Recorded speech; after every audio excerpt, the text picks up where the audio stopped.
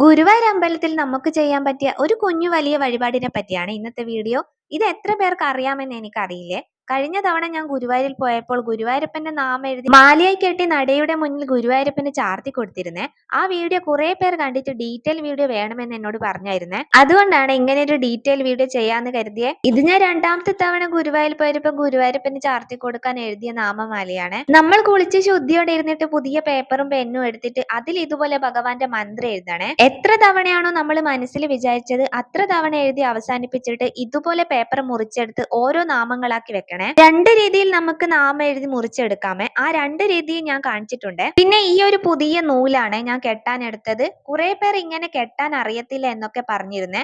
എനിക്കും അങ്ങനെ നല്ല രീതിയിൽ കെട്ടാനൊന്നും അറിയത്തില്ല. എനിക്ക് പറ്റാവുന്ന പോലെ ഇങ്ങനെയാണ് ഞാൻ കെട്ടിയത്.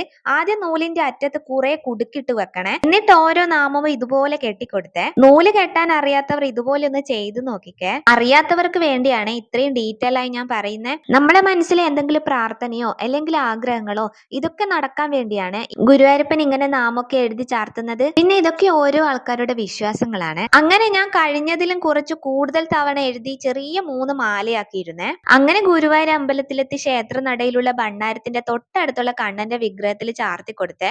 നോട്ട് ബുക്കിൽ ഇതുപോലെ തന്നെ നമുക്ക് നാമം എഴുതിയിട്ട് ഭണ്ണാരത്തിന്റെ മുകളിൽ പ്രാർത്ഥിച്ച് വെക്കാൻ പറ്റുവേ. ഒരു വഴിപാടിന്റെ വാല്യൂ എന്ന് പറയുന്നത് അത് നമ്മുടെ ഭക്തിയും പ്രാർത്ഥനയും തന്നെയല്ലേ. വീഡിയോ എല്ലാവർക്കും ഉപകാരമായെങ്കിൽ സപ്പോർട്ട് ചെയ്യാൻ മറക്കല്ലേ.